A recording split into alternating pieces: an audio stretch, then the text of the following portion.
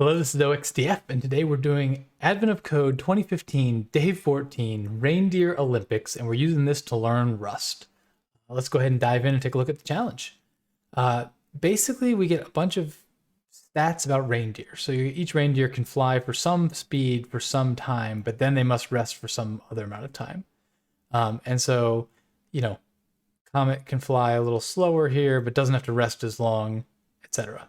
So we're getting told we want to figure out this race that Santa holds is exactly 2,503 seconds long. And the question is, what is the winning distance traveled?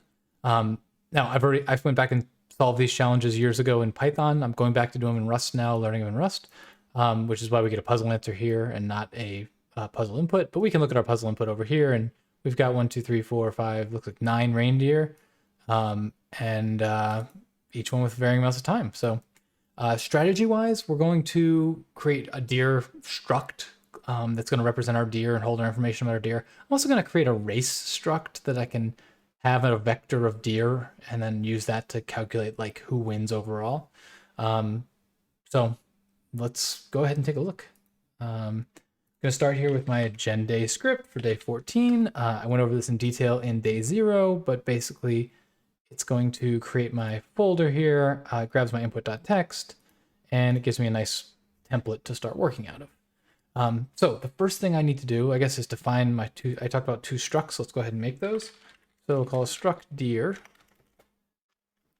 And let's come up here and do that.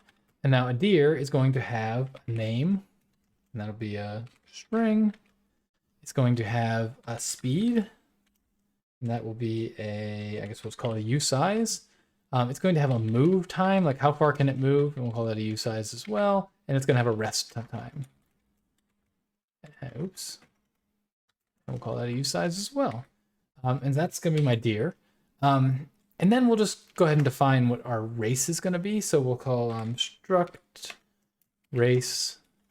And this is going to be really simple. It's going to be deer, and it'll be a vec of deer. Like that. And that's going to be the end of that. Now, I'm really enjoying the last few videos I've done this. I'm enjoying making these functions that read in all my input and just create the structures I need. So we can do something like this with the from string. So we're going to take a string that's going to be all our input, and we're going to get a for race. So we'll generate a race object, and so we can basically just read all our input and get all the information we need. So we'll do function from, and it's going to take it'll take a s, which will be a string. There we go. And that will return a race. And so let's think about what it's going to do. First, we need to go ahead and define let mut race equals race deer.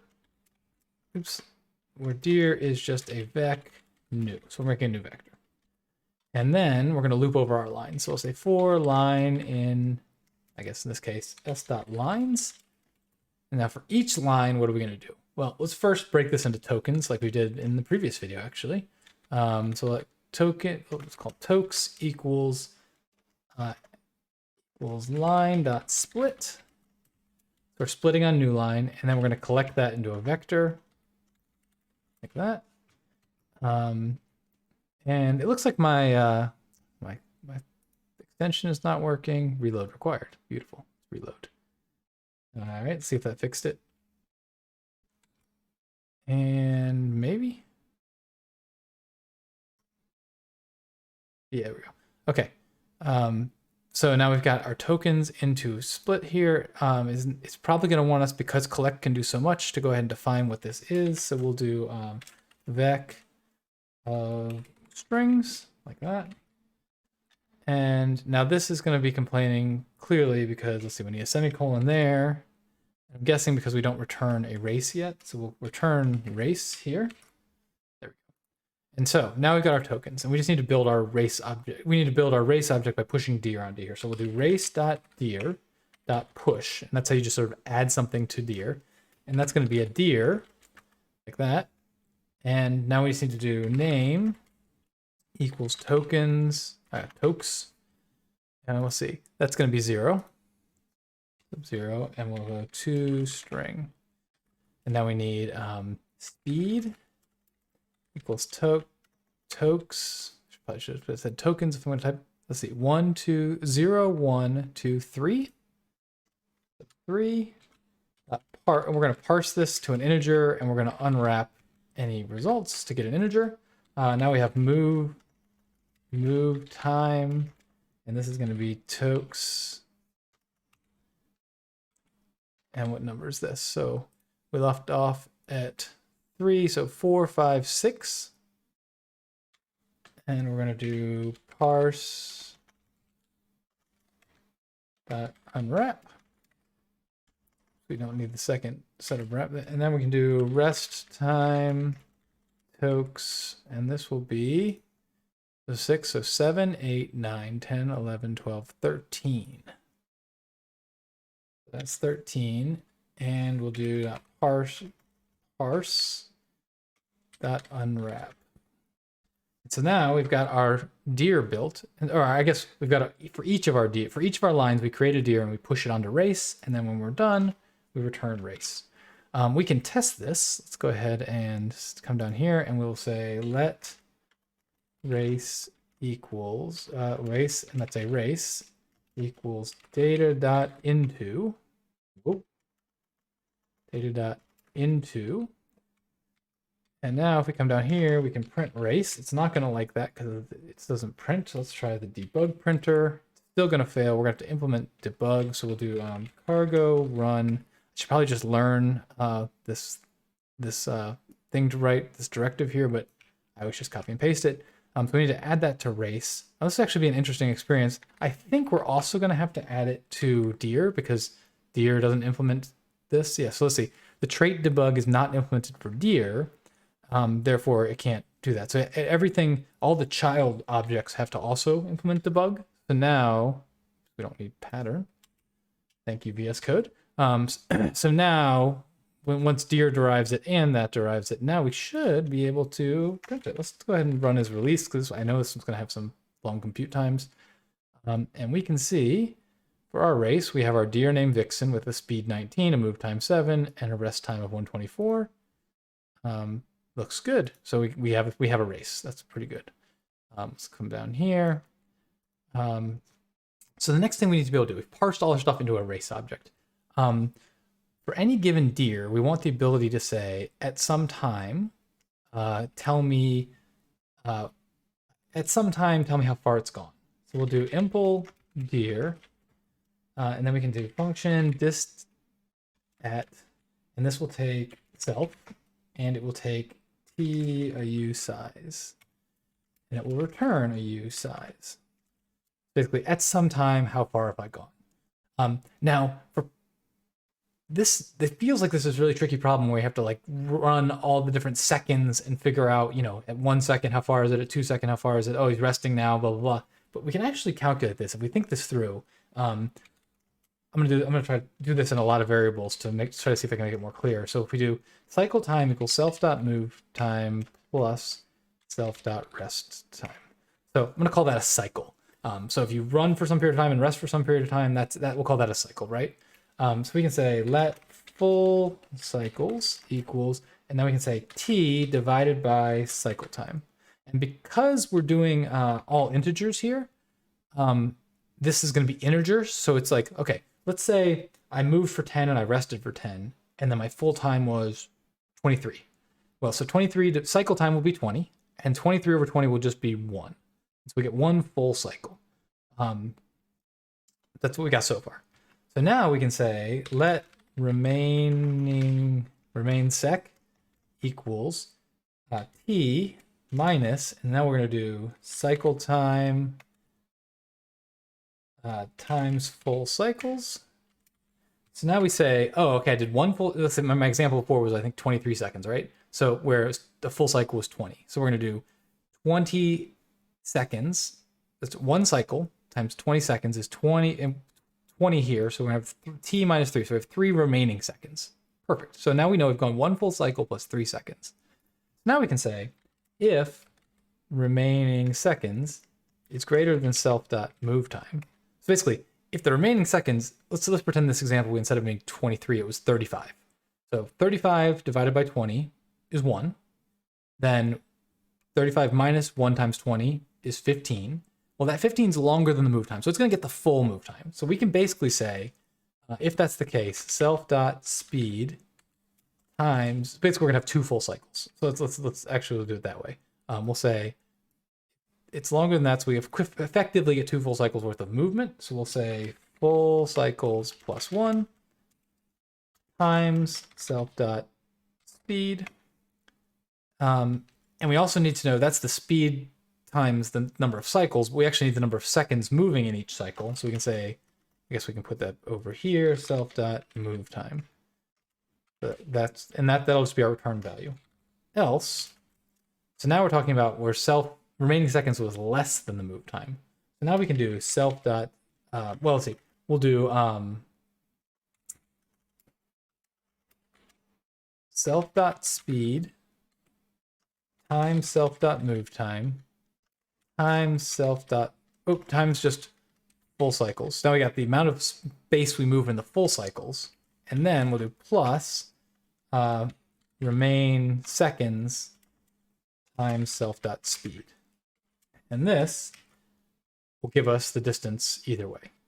And we can do some tests down here. We don't have a really good way to print this, but we can do something like race the deer sub-0 dot dist at, and let's see. So our deer 0 is vixen, so they move 7 and then rest 124. So let's say we move 100 seconds. So we expect this to be it'll have moved 7 times 19, which I don't know what that is off the top of my head, but we'll figure that out. 133. 7 times 20 would be 140. So yeah, this is right. So for 100 seconds here, 131 seconds, we should still be at 133, because that's a full cycle, right? That's when we just finished resting. We still have 133. Nice. So if we go to 132, now we should get another 9. We have an extra second. Now we're back to our second cycle, and we've moved 1 more second, so we should have 19 more. So I think this is working nicely. I think we can be happy with that. So now that we can say for any given deer, where are you at any given time? We can now say, let's go for the race. We will say function most distance. Most dist, how about that? And that'll take self, and it's just gonna take self, because we know there's a fixed amount of time, and so it's gonna return a U size. All right, so what is this gonna look like? Well, we're just gonna do self.deer. I've been trying to do less for loops and more rusty things here, right? So we'll say .iter. So now we're gonna iterate over all the deer. We're going to say .max by key. This is a cool function here. And so we're going to say, we're going to get a deer, D, and we'll say d.distance at t. So there we go. And we'll get the maximum distance there. Oh, not a t, at 2503. And now we can do let's see. So we know that's an option. So you can see right here, this is returning an option of deer. So we'll unwrap that. And that is going to be a deer. And now we're going to get a deer object back. What we really want is that distance. So this is a little bit inefficient, but we're going to do distance at 2503 again. And now we just don't need the semicolon there, because this is what we're going to return. We're going to so we're going to take all the deer, we're going to iterate over them. For each of them, we're going to find the max by key, where key is the distance at 2503.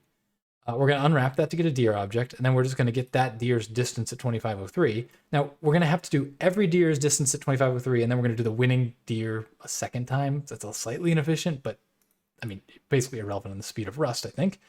And so now, I think if we do race.mostDistance, we're going to get the answer to part 1. I guess we can clear out our debug stuff here. 2260. Let's grab, and that was our answer, 2260. So that's awesome. Okay, so part 2.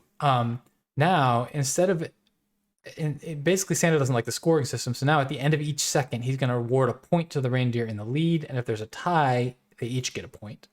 And we're still going to go through 25:03 seconds, but this time we're going to, because otherwise it would be entirely ridiculous. Okay.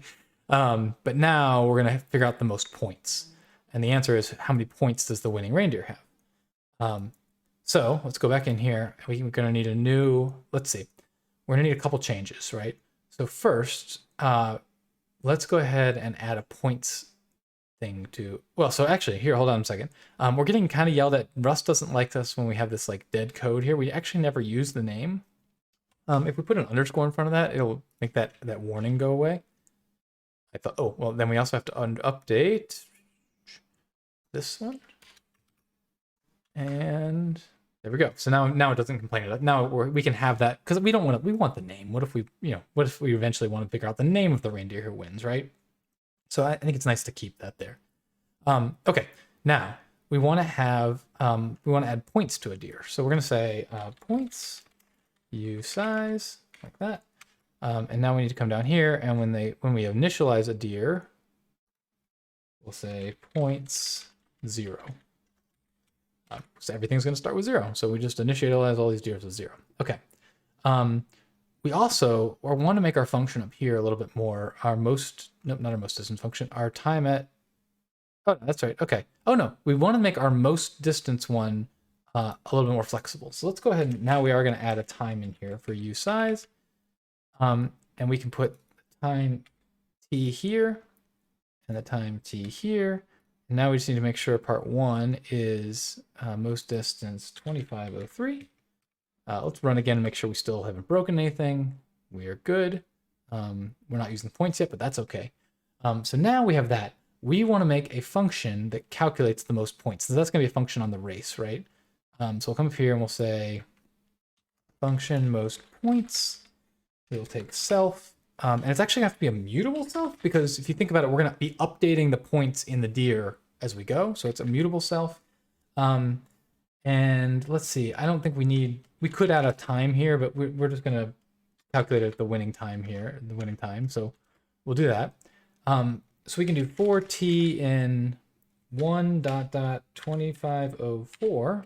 So we can do 0 to 2503 as well. Doesn't totally matter. We'll say, oh, actually it does matter, because we want to start at 1, because we want to figure out we don't care who's winning at 0. Everyone's winning at 0, right? Because they're all tied. So we'll say let max dist, max dist equals self dot most dist at t. So for each time, we're going to figure out what's the max of what's the farthest distance that a horse is out. And now we can say self dot deer. And then we'll say dot iter, make an iterator, but we're going to do iter mut because we want it to be a mutable iterator. And now we want to say, ooh, let's get rid of this. Let's see. So we're going to eventually return. Well, we'll deal with it for now. Well, let's see. We'll put a 0 here so we can get this error to go away. Self.deer iter mut returns an iterator. What do we have you about? Unexpected type. Okay. Yeah, we're fine there. We'll put a semicolon. Now we can do, now for each thing, we're going to do a filter. And that filter is going to say, okay, so we're going to take a deer and we're going to say d.distance at dist at t at our time equals max dist. So basically we're going to filter only the deers that their distance at the current time is equal to the max distance. Now again, this is pretty inefficient, and we can look at the end if we need to go back and make this faster, because now we've calculated max dist is going to run over all the deer and calculate their distance at this time. Then we're going to say, we're going to do it again for every deer to compare it to max distance. But I think we're going to stick with it for the moment. And then we're going to say for each, and then this will take a d, and it will say d dot points, points plus equals 1. So what we've done here is for each of, we've figured out the max distance at this given time. Then we've said for every deer, if your current distance at this time is equal to that max distance, give yourself a point. And now, so we can close that for loop up, and now we can return self.deer. Let's iterate here, and we'll do max by key, and we'll take a deer, and we'll do d dot points, and we get an error because let's see, expect, oh wait, we don't need the 0 there. Save that. Mismatch types. We expected use size, we got an option deer. Okay, so we'll unwrap to get rid of the option. And then we will go ahead and get the points off that deer. And that's an easy lookup because that's just getting a value, a trait from the deer. And I think we're good there. Let's come down here, and now we can do race dot